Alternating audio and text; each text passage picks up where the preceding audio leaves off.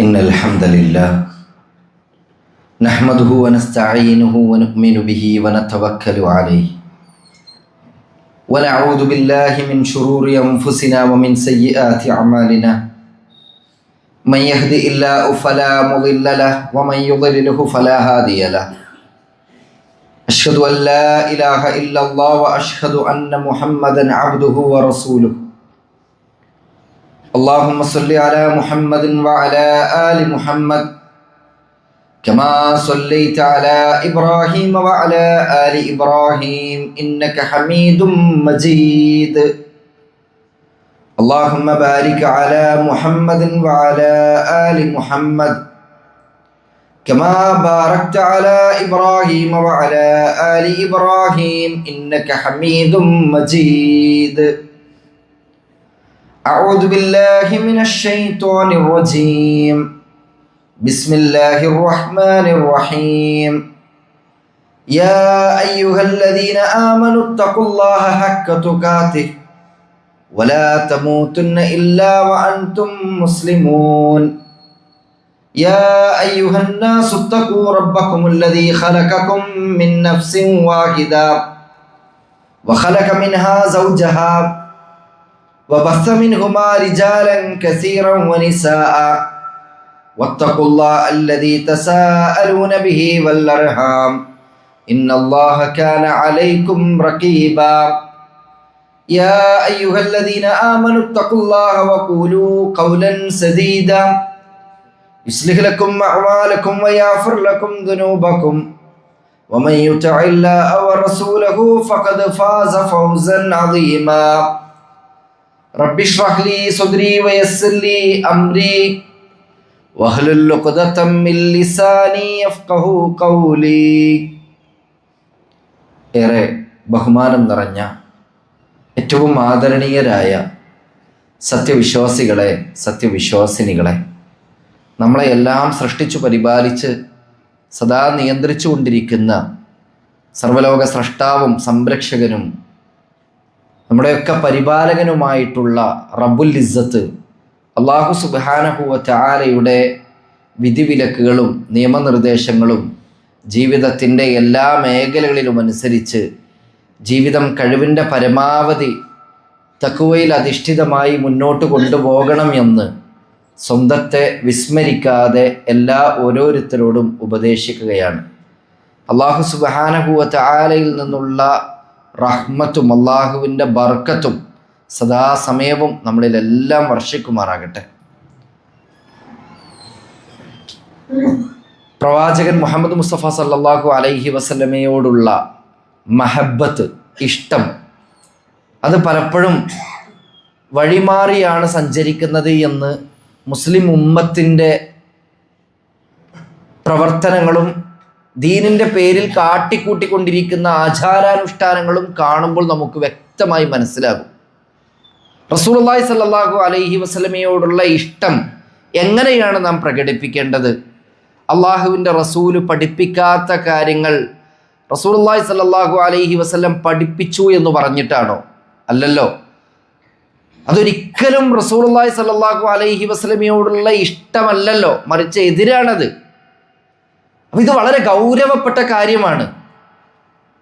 ദീനിൽ നാം ഒരു കാര്യം പ്രവർത്തിക്കുമ്പോൾ അതിന് അള്ളാഹുവിൻ്റെ പിൻബലമുണ്ടോ, അതായത് ഖുർആനിൻ്റെ പിൻബലമുണ്ടോ, അടിസ്ഥാനമുണ്ടോ, റസൂലുള്ളാഹി സ്വല്ലല്ലാഹു അലൈഹി വസല്ലം പഠിപ്പിച്ചിട്ടുണ്ടോ ഇല്ലേ? ദുനിയാവിൻ്റെ കാര്യത്തിൽ നമുക്ക് അങ്ങനെ എല്ലാം വൈഡായിട്ട് നോക്കണം എന്നില്ല. പക്ഷേ സംഭവിക്കൽ എന്താണ്?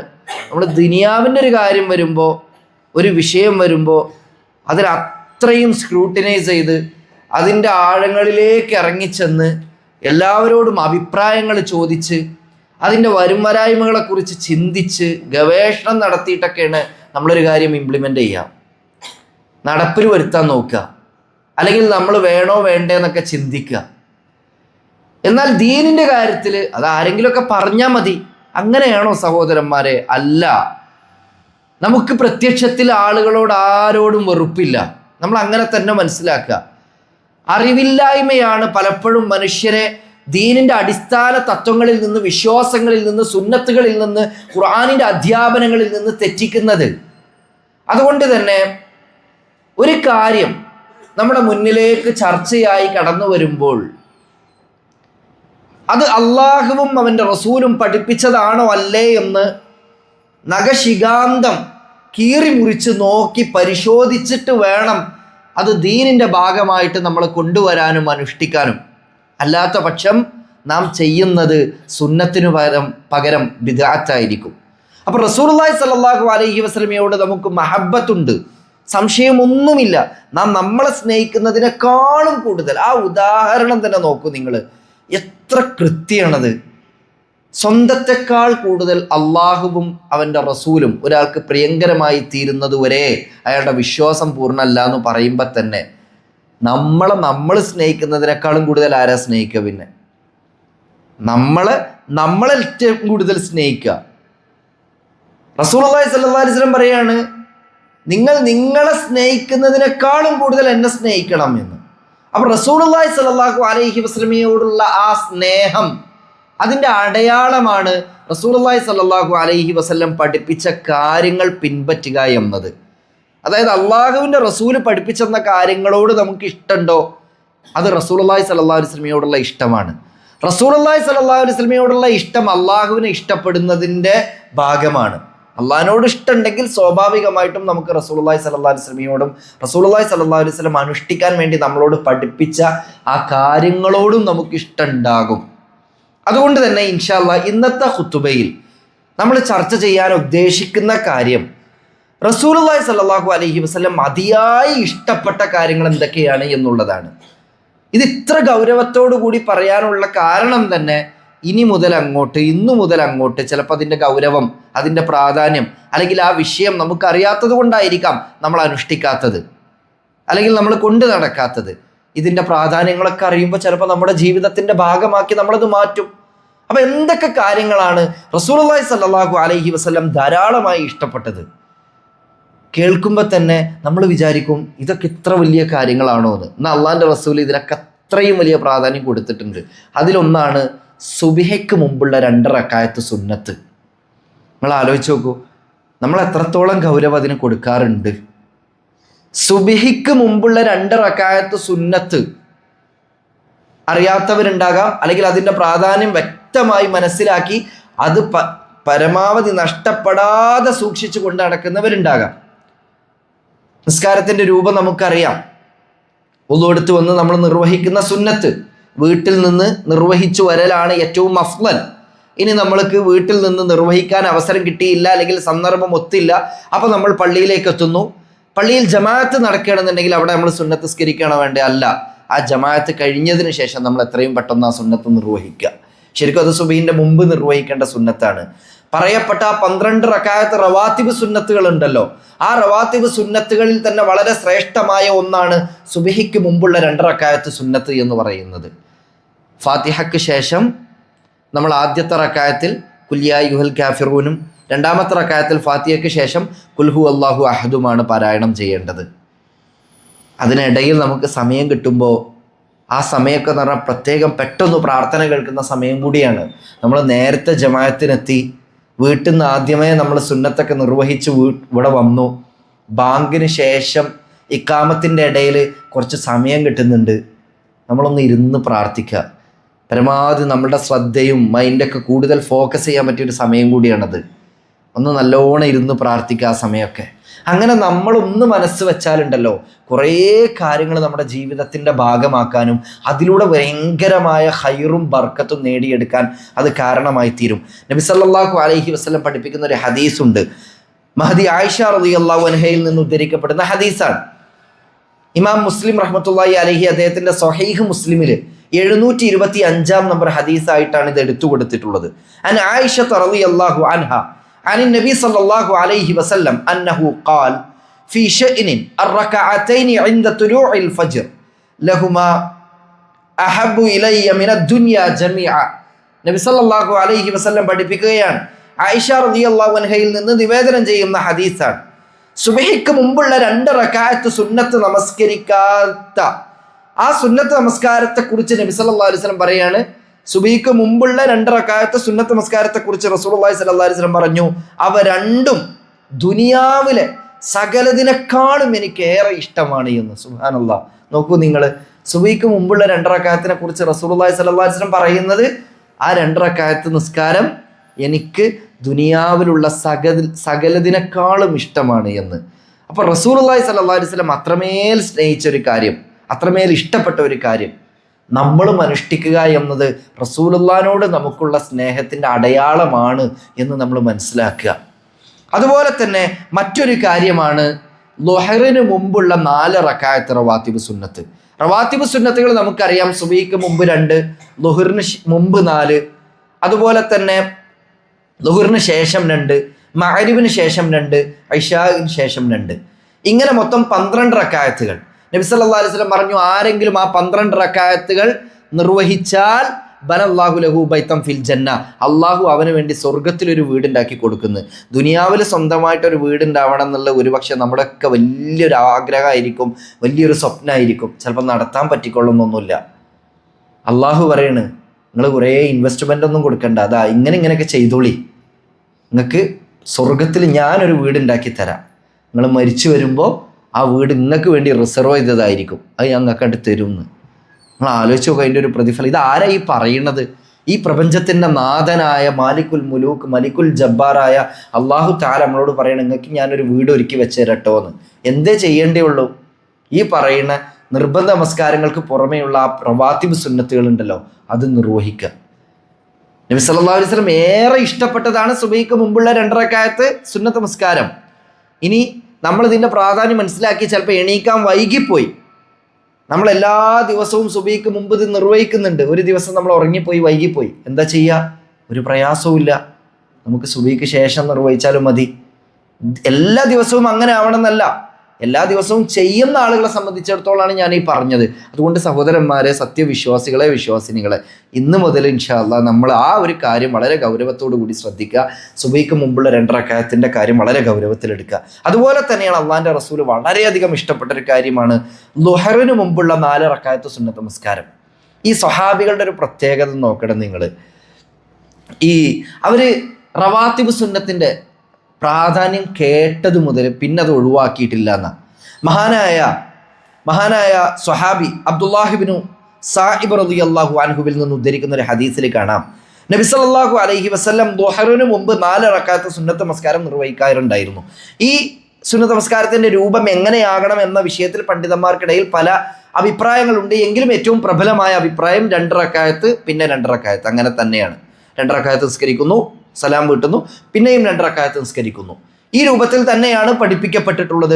ചില പണ്ഡിതന്മാർ അത് ഒറ്റയടിക്ക് 4 നിസ്കരിക്കുക എന്ന അഭിപ്രായം പറഞ്ഞവരുണ്ട്. പ്രബലമായ അഭിപ്രായമായി കാണുന്നത് 2 എന്നുള്ള രൂപത്തിലാണ്. അപ്പം നബി സല്ലല്ലാഹു അലൈഹി വസല്ലം പറയുകയാണ്, ളുഹറിന് മുമ്പ് 4 റക്അത്ത് സുന്നത്ത് നമസ്കാരം അള്ളാഹിൻ്റെ റസൂൽ നിർവഹിക്കാറുണ്ടായിരുന്നു എന്ന് മഹാനായ അബ്ദുല്ലാഹിബ്നു സാഇബ് റളിയല്ലാഹു അൻഹു പഠിപ്പിക്കുകയാണ്, പറയാണ്. എന്നിട്ട് അവിടുന്ന് പറഞ്ഞു, അത് ആകാശ കവാടങ്ങൾ തുറക്കപ്പെടുന്ന സമയമാണ്. എന്താണ് റസൂലുള്ളാഹി സ്വല്ലല്ലാഹു അലൈഹി വസല്ലം ഇത്ര പ്രാധാന്യം ഈ ളുഹറിന് മുമ്പുള്ള 4 റക്അത്ത് സുന്നത്തിന് കൊടുക്കാൻ കാരണം? ആകാശ കവാടങ്ങൾ തുറക്കപ്പെടുന്ന സമയമാണ്, അതിലൂടെ സൽക്കർമ്മം കയറിപ്പോകുന്നത് ഞാൻ ഇഷ്ടപ്പെടുന്നു എന്ന് തിർമിദിയിലെ 478 നമ്പർ ഹദീസാണ്. അതുകൊണ്ട് സഹോദരന്മാരെ, നമ്മൾ കുറച്ച് നേരത്തെ വരണം എന്നൊന്ന് തീരുമാനിക്കുകയാണെന്നുണ്ടെങ്കിൽ പള്ളിയിൽ വന്ന് ളുഹർ ജമാഅത്തിന് മുമ്പ് നമുക്ക് ഈ പറയുന്ന 4 റക്അത്ത് നിസ്കരിക്കാം. അപ്പോൾ നമ്മൾ ഇത്തിരി ഒന്നൊരു ഗൗരവം കൊടുത്താൽ, അല്ലെങ്കിൽ കുറച്ചൊന്ന് ഗൗരവത്തോടു കൂടി ഈ വിഷയങ്ങളൊക്കെ നോക്കി കണ്ടാൽ മതി.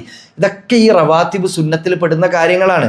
റവാത്തിബ് സുന്നത്തിൻ്റെ പ്രാധാന്യം നമുക്ക് ഓരോരുത്തർക്കും അറിയുന്നതാണ്. നബി സല്ലല്ലാഹു അലൈഹി വസല്ലം തന്നെ പറഞ്ഞ ഹദീസ് ഞാൻ നേരത്തെ ഉദ്ധരിച്ചു. അല്ലാഹു തആല റവാത്തിബ് സുന്നത്ത് നിർവഹിക്കുന്ന ഒരു അടിമക്ക് സ്വർഗത്തിൽ ഒരു വീട് പണിയാതിരിക്കുകയില്ല എന്ന് മഹദി ഉമ്മു ഹബീബ റളിയല്ലാഹു അൻഹ പറയുന്നുണ്ട്. റസൂലുള്ളാഹി സ്വല്ലല്ലാഹു അലൈഹി വസല്ലമയുടെ ഭാര്യ ഉമ്മു ഹബീബ റളിയല്ലാഹു അൻഹ പറയുകയാണ്, നബി സല്ലല്ലാഹു അലൈഹി വസല്ലം പറയുന്നതായിട്ട് ഞാൻ കേട്ടു, ഒരു ദിവസത്തിൽ ആരെങ്കിലും ഫർള് നമസ്കാരത്തിന് പുറമെ 12 റക്അത്ത് നിസ്കരിക്കുന്നു എങ്കിൽ സ്വർഗത്തിൽ അവനൊരു അള്ളാഹു ഒരു വീട് ഒരുക്കി കൊടുക്കുന്നതാണ്. സ്വഹീഹ് മുസ്ലിമിലെ 728 നമ്പർ ഹദീസാണ്. മഹാനായ അനസ് ഇബ്നു മാലിക് റളിയല്ലാഹു അൻഹുവിൽ നിന്ന് ഉദ്ധരിക്കുന്ന മറ്റൊരു ഹദീസിൽ കാണാം, നബി സല്ലല്ലാഹു അലൈഹി വസല്ലം പറയാണ്, ഈ ലോകത്ത് എനിക്ക് ഏറ്റവും ഇഷ്ടം അതെൻ്റെ ഭാര്യമാരെയും അതുപോലെ തന്നെ സുഗന്ധദ്രവ്യങ്ങളുമാകുന്നു.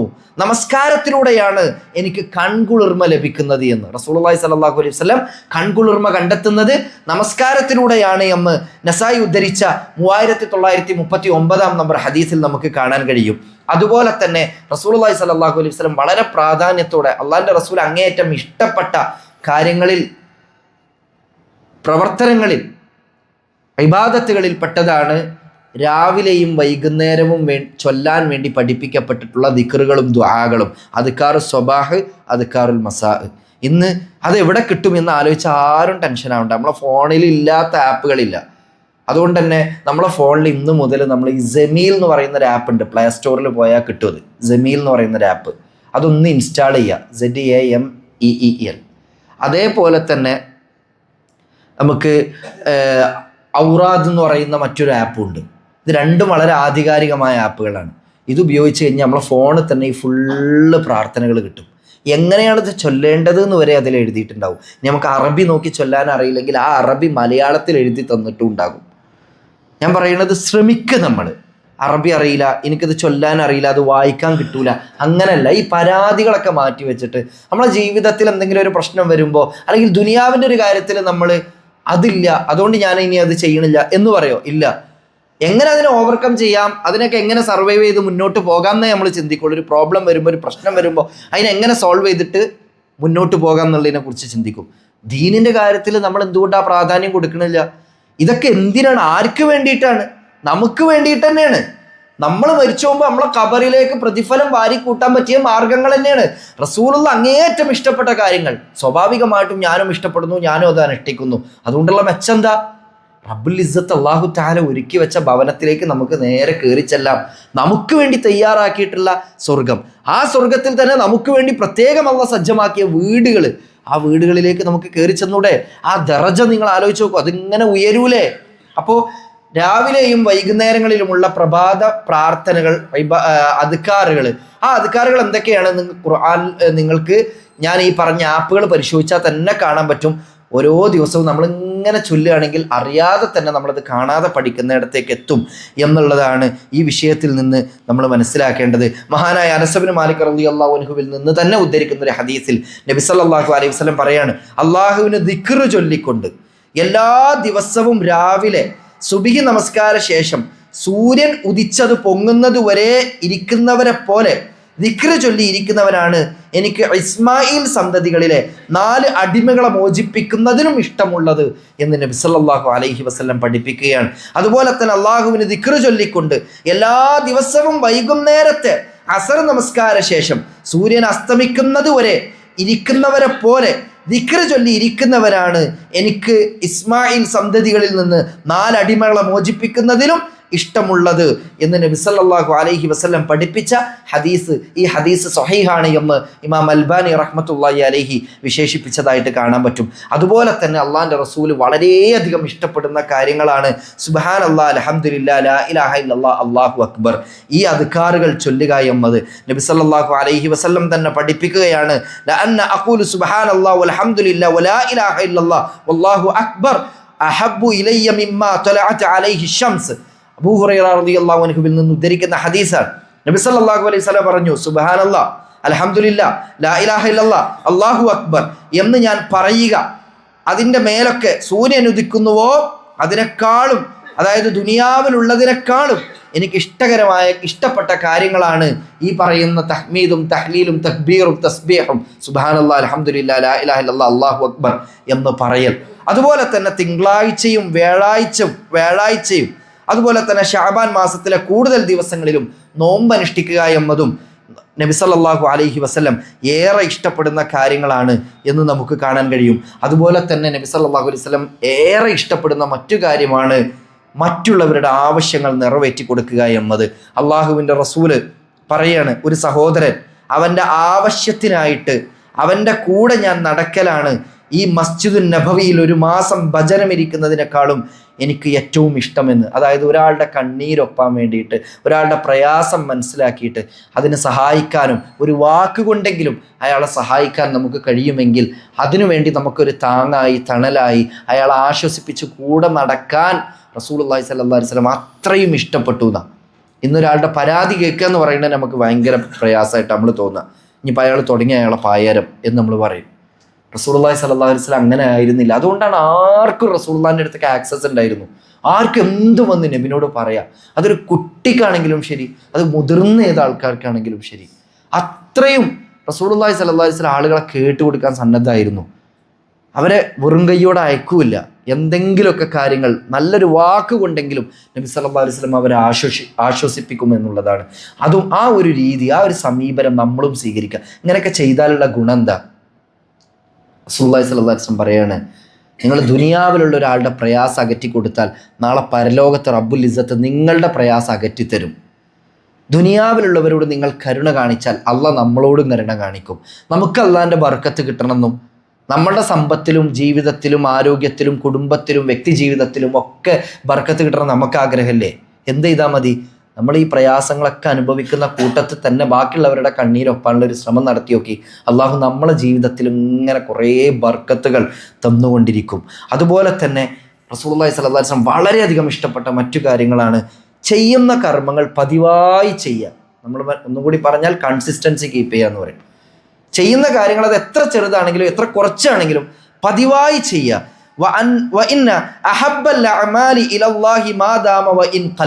നബി സല്ലല്ലാഹു അലൈഹി വസല്ലം പറയാണ്, സ്വഹീഹുൽ ബുഖാരിയിലെ 5861 നമ്പർ ഹദീസാണ്, നിശ്ചയമായും തീർച്ചയായും പതിവായി ചെയ്യുന്ന കർമ്മങ്ങളാണ് അള്ളാഹുവിന് ഏറെ ഇഷ്ടം. അത് കുറച്ചാണെങ്കിലും ഇത്തിരി ചെയ്യുന്നുള്ളൂ, എന്നാലും അത് ദിനം പ്രതി നമ്മൾ എല്ലാ ദിവസവും ആ ഒരു നല്ല കാര്യം ചെയ്യുന്നുണ്ടെങ്കിൽ അത് റസൂലുള്ളാഹി സ്വല്ലല്ലാഹു അലൈഹി വസല്ലമക്ക് ഏറെ ഇഷ്ടപ്പെട്ടതാണ് എന്ന് പഠിപ്പിക്കുന്നുണ്ട്. അതുപോലെ തന്നെ ഒരു കാര്യം കൂടി ഞാൻ ഈ വിഷയത്തിൽ പറയാണ്. നബി സല്ലല്ലാഹു അലൈഹി വസല്ലം ഏറെ ഇഷ്ടപ്പെടുന്ന മറ്റൊരു കാര്യമാണ് വലതിനെ മുന്തിക്കുക. ഏത് കാര്യത്തിലും വലതിനെ മുന്തിക്കുക. ഒരു നല്ല കാര്യം ചെയ്യുകയാണെങ്കിൽ വലത്തെ ഭാഗത്തു നിന്ന് തുടങ്ങുക. ഡ്രസ്സ് ഇടുകയാണെങ്കിൽ വലത്തെ കൈ ആദ്യം ഇടുക. പാൻസ് ധരിക്കണമെങ്കിൽ വലത്തെ കാലം ആദ്യം ഇടുക. ചെരുപ്പ് ധരിക്കുകയാണെങ്കിൽ വലത്തെ കാലം ആദ്യം ധരിക്കുക. മുടി ചീകുകയാണെങ്കിൽ വലത്തെ ഭാഗത്തേക്ക് ചീകുക. പള്ളിയിൽ നമ്മൾ സൊഫ് ഇട്ടുകയാണെങ്കിൽ ആദ്യം വലത്തെ ഭാഗത്തേക്ക് വന്നു നിൽക്കാൻ ശ്രമിക്കുക. ഇങ്ങനെ എന്ത് കാര്യം ചെയ്യുമ്പോഴും വലതിനെ മുന്തിക്കുക എന്നുള്ളത് റസൂലുള്ളാഹി സ്വല്ലല്ലാഹു അലൈഹി വസല്ലമയുടെ സുന്നത്തിൽപ്പെട്ട കാര്യമാണ്. അത് പലപ്പോഴും നമുക്ക് വീഴ്ച വരുന്നൊരു കാര്യം ഞാൻ പറഞ്ഞിട്ട്, നമ്മൾ ഭക്ഷണം കഴിക്കുമ്പോഴല്ല, അത് നമ്മൾ വലത്തെ കൈ കൊണ്ട് തന്നെ കഴിക്കുക. വെള്ളം കുടിക്കുമ്പോൾ അതിപ്പോൾ എങ്ങനെയാണ് ആ ഭക്ഷണത്തിൻ്റെ വേസ്റ്റൊക്കെ ഉള്ള ഗ്ലാസ് കൊണ്ട് എങ്ങനെ നമ്മൾ പിടിക്കുക? പറയുമ്പോൾ നമ്മൾ ഇടത്തെ കൈ കൊണ്ട് പിടിച്ച് കുടിച്ചാൽ പോലും ഈ ഡിസ്പോസിബിൾ ഗ്ലാസ്സൊക്കെ ചിലപ്പോൾ കല്യാണത്തിലും സൽക്കാരത്തിലൊക്കെ ഉപയോഗിക്കുന്ന ഈ ഡിസ്പോസിബിൾ ഗ്ലാസും പ്ലേറ്റൊക്കെ അവർ ഒഴിവാക്കൂലേ? അതാരെങ്കിലും കഴുകിയിട്ട് രണ്ടാമത് യൂസ് ചെയ്യുമോ? ഇല്ല. എന്നാൽ പോലും നമ്മൾ ഇടത്തെ കൈ കൊണ്ട് കുടിക്കും. അവിടെ ആൾക്കാരെന്ത് കാണും, ആൾക്കാരെങ്ങനെ വിചാരിക്കുന്നതാണ് നമ്മൾ ചിന്തിക്കുന്നത്. നേരെ മറിച്ച് ആ കൈയൊന്ന് നമ്മൾ വൃത്തിയാക്കിയിട്ട് നേരെ വലത്തെ കൈ കൊണ്ട് വെള്ളം കുടിച്ചാൽ ഇത് റസൂലുള്ളാഹിൻ്റെ സുന്നത്തുമാണ്. മാത്രമല്ല അള്ളാഹിൻ്റെ റസൂൽ ഏറെ ഇഷ്ടപ്പെടുന്ന കാര്യങ്ങളിൽ പെട്ടതുമാണ്. അതുകൊണ്ട് ഇന്ന് മുതൽ നമ്മൾ ഈ ഭക്ഷണം കഴിക്കുമ്പോഴും വെള്ളം കുടിക്കുമ്പോഴും വലത്തെ കൈ കൊണ്ട് തന്നെ വെള്ളം കുടിക്കാൻ വേണ്ടി ശ്രമിക്കുക. ആ സുന്നത്ത് ആരും മറന്നു പോകരുത്. ഇടത്തെ കൈ കൊണ്ട് വെള്ളം കുടിക്കുന്നതും ഭക്ഷണം കഴിക്കുന്നതും പിശാചാണ് എന്ന് പ്രത്യേകം റസൂലുള്ളാഹി സ്വല്ലല്ലാഹു അലൈഹി വസല്ലം പഠിപ്പിച്ചിട്ടുമുണ്ട്. അതുകൊണ്ട് വലത്തെ കൈ കൊണ്ട് തിന്നുകയും വലത്തെ കൈ കൊണ്ട് വെള്ളം കുടിക്കുകയും ചെയ്യുക. ചില കാര്യങ്ങൾ ഞാൻ എണ്ണി പറഞ്ഞു. ഒന്ന്, സുബഹിക്ക് മുമ്പുള്ള 2 റക്അത്ത് സുന്നത്ത്, ദുഹറിന് മുമ്പുള്ള 4 റക്അത്ത് റവാത്തിബ് സുന്നത്ത്. അതുപോലെ തന്നെ വലതിനെ മുന്തിക്കുക എന്നുള്ളത്, മറ്റുള്ളവരുടെ പ്രയാസങ്ങൾ അകറ്റി കൊടുക്കുക എന്നുള്ളത്. അങ്ങനെ കുറേ കാര്യങ്ങൾ നമ്മൾ ഇന്ന് എണ്ണി പറഞ്ഞിട്ടുണ്ട്. ഈ പറയപ്പെട്ട കാര്യങ്ങളൊക്കെ നമ്മുടെ ജീവിതത്തിൻ്റെ ഭാഗമാക്കാൻ വേണ്ടി നമ്മൾ ഓരോരുത്തരും പരിശ്രമിക്കുക. സർവ്വലോക രക്ഷിതാവായ അള്ളാഹുവിന് നമുക്കൊക്കെ തൗഫീഖ് നൽകി അനുഗ്രഹിക്കട്ടെ.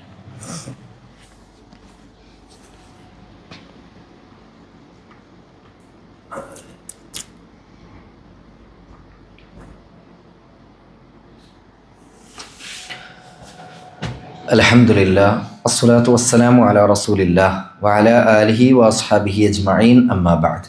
അള്ളാഹുവിനെ സൂക്ഷിച്ച് ജീവിതം ധന്യമാക്കണമെന്ന് ഒരിക്കൽ കൂടി സ്വന്തത്തെ വിസ്മരിക്കാതെ ഓരോരുത്തരോടും ഉപദേശിക്കുകയാണ്, വസിയ്യത്ത് ചെയ്യുകയാണ്. സഹോദരന്മാരെ, റസൂലുള്ളാഹി സ്വല്ലല്ലാഹു അലൈഹി വസല്ലം ഏറെ ഇഷ്ടപ്പെടുന്ന കാര്യങ്ങൾ എന്തൊക്കെയാണ് എന്നാണ് ഖുത്ബയുടെ 1-ാം ഭാഗത്തിൽ നമ്മൾ വിശദീകരിച്ചത്.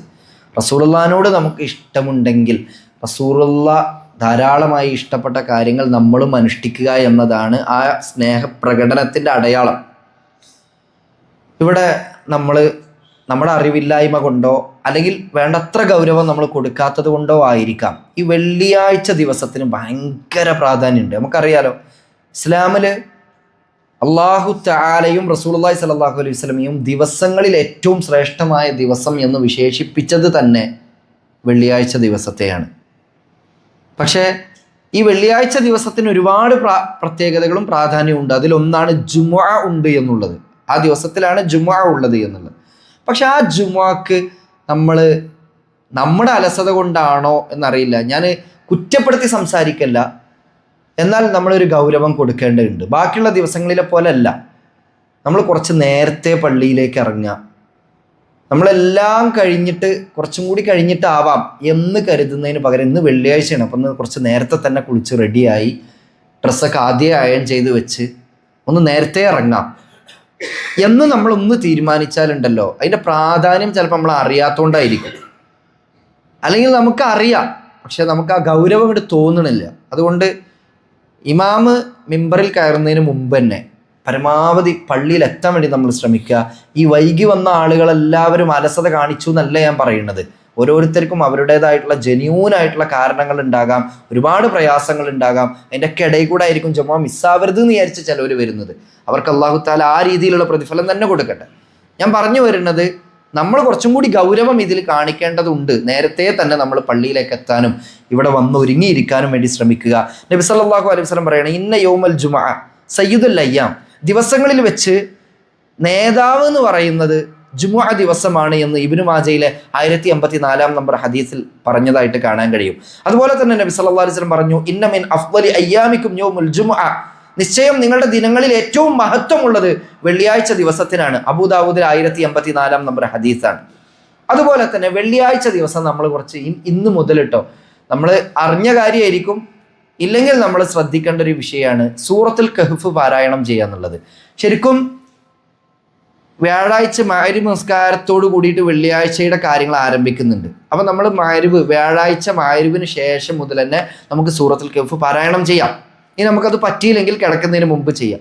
അതും പറ്റിയില്ലെങ്കിൽ വെള്ളിയാഴ്ച സുബഹിക്ക് മുമ്പ്, സുബഹിൻ്റെ സമയത്തോ സുബഹിക്ക് ശേഷമൊക്കെ ആയിട്ട് ചെയ്യാം. എന്തായാലും ജുമുഅക്ക് വരുന്നതിന് മുമ്പ് നമ്മൾ ചെയ്യാം. ഇനി എല്ലാം നമ്മൾ ചെയ്തു പോരുന്ന ആളുകളാണ്, വിട്ടുപോയി, നമുക്ക് പറ്റിയില്ല, എന്തെങ്കിലും തിരക്കപ്പെട്ടു, അങ്ങനെയാണെങ്കിൽ ആ ഒരു റുട്ടീൻ തെറ്റാതിരിക്കാൻ നേരത്തെ പറഞ്ഞല്ലോ, റസൂലുള്ളാഹി ധാരാളമായി ഇഷ്ടപ്പെടുന്ന കാര്യങ്ങളിൽ പെട്ടതാണ് മാദാമ വ ഇൻ ഖല്ല, കുറച്ചാണെങ്കിലും തുടർച്ചയായി ചെയ്യുന്നത്. അപ്പം നമുക്ക് ജുമുഅ കഴിഞ്ഞിട്ടാണെങ്കിലും അസറിന് മുമ്പായിട്ട് അത് ചെയ്യാം, സൂറത്തുൽ കഹ്ഫ് പാരായണം ചെയ്യാം. പണ്ഡിതന്മാർക്കിടയിൽ അഭിപ്രായങ്ങളൊക്കെ ഉണ്ട്, എത്ര ആയത്തുകളാണ് എന്നുള്ള വിഷയത്തിലൊക്കെ. സൂറത്തുൽ കഹ്ഫ് പൂർണ്ണമായി പാരായണം ചെയ്യുക എന്നതാണ് പ്രബലമായ അഭിപ്രായം. അതുകൊണ്ട് തന്നെ സൂറത്തുൽ കഹ്ഫ് ഖുർആനിലെ 18ാമത്തെ സൂറത്താണ്. അത് നമ്മൾ പാരായണം ചെയ്യുക. ഇന്ന് നമ്മുടെ കയ്യിൽ ഫോണുണ്ട്, നമ്മൾ യാത്ര ചെയ്ത് വരേണ്ടുന്ന ഫോണിൽ നമുക്ക് ഓതിക്കൊണ്ട് വരാം. ഇനി പള്ളിയിൽ നേരത്തെ എത്തി മുസ്ഹഫ് ഉപയോഗിച്ച് തന്നെ ഓതാൻ വേണ്ടി ശ്രമിക്കുക. ഇനി നമുക്ക് യാത്രയിലാണ്, അപ്പം നമുക്ക് അല്ലെങ്കിൽ വേറെ എന്തെങ്കിലും തിരക്കിലാണ്, നമുക്കത് ഫോൺ ഉപയോഗിച്ചോ അല്ലാതെയൊക്കെ ആയിട്ട് ഓതാൻ കഴിയും. അള്ളാഹിൻ്റെ റസൂല് പറയുകയാണ്, ആരെങ്കിലും വെള്ളിയാഴ്ച ദിവസം സൂറത്തുൽ കഹ്ഫ് പാരായണം ചെയ്യുകയാണ് എങ്കിൽ ആ 2 ജുമുഅകൾക്കിടയിലുള്ള അത്രയും പ്രകാശം അവന് ലഭിക്കും എന്ന് ഇമാം അൽബാനി റഹ്മത്തുള്ളാഹി അലൈഹി സ്വഹീഹാണെന്ന് വിശേഷിപ്പിച്ച ഒരു ഹദീസിൽ കാണാൻ പറ്റും. അതുപോലെ തന്നെ മഹാനായ അബൂ സഈദ് അൽ ഖുദരി റളിയല്ലാഹു അൻഹുവിൽ നിന്നും ഉദ്ധരിക്കുന്ന മറ്റൊരു ഹദീസിൽ നബി സല്ലല്ലാഹു അലൈഹി വസല്ലം പറഞ്ഞു, ആരെങ്കിലും വെള്ളിയാഴ്ച രാവിന് സൂറത്തുൽ കഹ്ഫ് പാരായണം ചെയ്യുകയാണ് എങ്കിൽ അവൻ്റെയും ബൈത്തുൽ അത്തീഖിൻ്റെയും, ബൈത്തുൽ അത്തീഖ് എന്ന് പറഞ്ഞാൽ കഅബാലയത്തിൻ്റെയും ഇടയിലുള്ള അത്രയും ദൂരം പ്രകാശം ലഭിക്കുന്നു. സുബ്ഹാനല്ലാഹ്, നമ്മൾ ആലോചിച്ച് നോക്കി, എന്താകുള്ളത് 110 ആയത്തുകളാണ് അതിലുള്ളത്. അത് നമ്മളൊന്ന് ഓതുകയാണെന്നുണ്ടെങ്കിൽ നമ്മുടെയും ബൈത്തുൽ അത്തീഖിൻ്റെയും അതായത് കഅബയുടെയും ഇടയിലുള്ള അത്രയും ദൂരം പ്രകാശം, നൂറ് നമുക്ക് ലഭിക്കും എന്നാണ്. നമ്മൾ ഇത്തിരി ഒന്ന് പരിശ്രമിച്ചാൽ അല്ലാഹു തആല തരുന്ന റിവാർഡ്, പ്രതിഫലം എന്ന് പറയുന്നത് നമുക്ക് കണക്ക് കൂട്ടാൻ കഴിയാത്ത അത്രയും പ്രതിഫലമാണ് എന്നുള്ളതാണ്. ഷെയ്ഖ് സ്വാലിഹ് അൽ ഉസൈമീൻ റഹിമഹുല്ലാഹ് പഠിപ്പിക്കുകയാണ്, എല്ലാ വെള്ളിയാഴ്ചയും സൂറത്തുൽ കഹ്ഫ് പാരായണം ചെയ്യുന്നത് പുണ്യകരം ആണ് എന്ന കാര്യത്തിൽ ഫുഖഹാക്കൾക്കിടയിൽ, പണ്ഡിതന്മാർക്കിടയിൽ തർക്കമേ ഇല്ല എന്ന്. അപ്പോൾ അത് വലിയ പ്രതിഫലമുള്ള കാര്യമാണ്. അതുപോലെ തന്നെ വെള്ളിയാഴ്ച നമ്മൾ കുറച്ച് ഗൗരവം ശ്രദ്ധിക്കേണ്ട ഒരു കാര്യമാണ് ഈ ഫജ്ർ നിസ്കാരം, സുബ്ഹി നിസ്കാരം. നമുക്ക് അതിൻ്റെ പ്രാധാന്യം അറിയാം. എന്നാൽ പോലും വെള്ളിയാഴ്ച ദിവസത്തെ സുബ്ഹിയെ കുറിച്ച് നബി സല്ലല്ലാഹു അലൈഹി വസല്ലം പഠിപ്പിക്കുന്നത് മറ്റു ദിവസങ്ങളിലുള്ള സുബ്ഹിയേക്കാളും കൂടുതൽ ശ്രേഷ്ഠത അതിനുണ്ട് എന്നുള്ളതാണ്. അഫ്ളലു സ്വലാത്ത് ഇൻദല്ലാഹി സ്വലാത്തു സുബ്ഹി യൗമുൽ ജുമുഅത്തി ഫീ ജമാഅത്തിൻ, അള്ളാഹുവിൻ്റെ അടുത്ത് ഏറ്റവും ശ്രേഷ്ഠകരമായ നമസ്കാരം വെള്ളിയാഴ്ച ദിവസത്തിലെ ജമാഅത്തായിട്ടുള്ള സുബ്ഹി നമസ്കാരമാകുന്നു എന്ന് സ്വഹീഹുൽ ജാമിയിലെ 1100 19-ാം നമ്പർ ഹദീസായി രേഖപ്പെടുത്തിയതായിട്ട് നമുക്ക് കാണാൻ കഴിയും. ഞാൻ ഇത്രയും കാര്യങ്ങൾ പറഞ്ഞത്, ഒന്ന് വെള്ളിയാഴ്ചയാണ്, കുറച്ച് നേരത്തെ എത്തണം എന്നുള്ളൊരു തീരുമാനം അടുത്ത ജുമുഅ മുതൽ ഇൻഷാ അല്ലാഹ് നമ്മൾ ഓരോരുത്തരും എടുക്കുക. വീട്ടുകാരോട് ആദ്യമേ പറയാം, നേരത്തെ ഒരുങ്ങിക്കോളിട്ടോ, ഇല്ലെങ്കിൽ നമ്മുടെ ജുമുഅയും കൂടി അത് ബാധിക്കും, പ്രയാസാവും എന്ന് പറഞ്ഞിട്ട് വീട്ടുകാരോട് ആദ്യമേ ഒരുങ്ങാൻ പറഞ്ഞ് അന്ന് സാധനങ്ങളൊക്കെ നേരത്തെ ഒന്ന് വാങ്ങിക്കൊടുത്ത് ആ ജുമുഅ കിട്ടണം എന്നുള്ളൊരു നെയ്യത്തോടു കൂടി പരമാവധി നേരത്തെ തന്നെ പള്ളിയിലേക്ക് എത്താൻ വേണ്ടി നമ്മൾ ഓരോരുത്തരും പരിശ്രമിക്കുക. നമ്മുടെ വീഴ്ചകളും പോരായ്മകളും അറിവില്ലായ്മ കൊണ്ട് സംഭവിക്കുന്ന തെറ്റുകുറ്റങ്ങളും ന്യൂനതകളൊക്കെ അല്ലാഹു സുബ്ഹാനഹു വ തആല നമുക്ക് പുറത്തു മാപ്പാക്കി തരുമാറാകട്ടെ.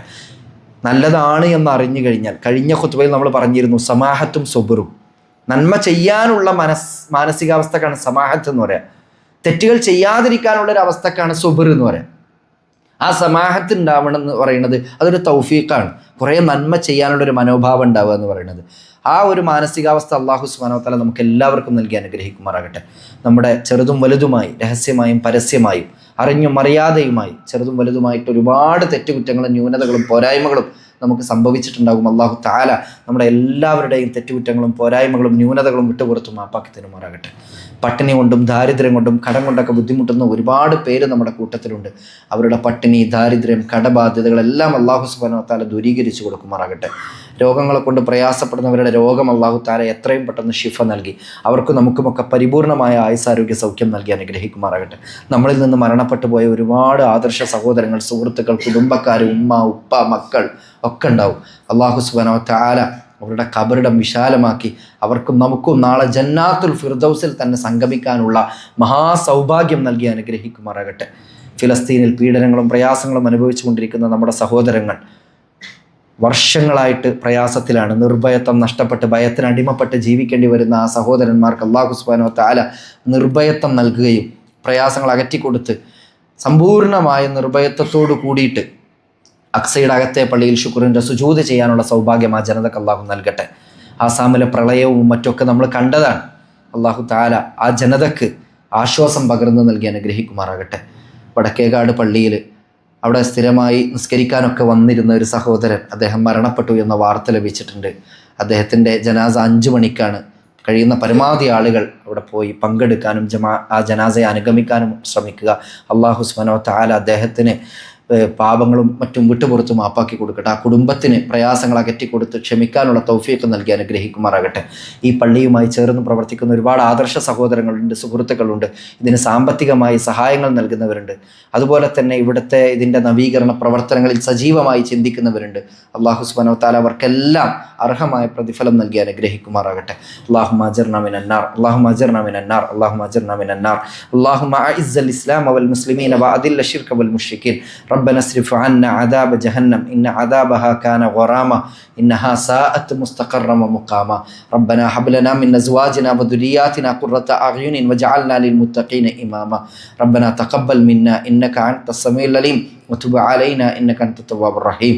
آمين آمين آمين برحمتك يا أرحم الراحمين والحمد لله رب العالمين.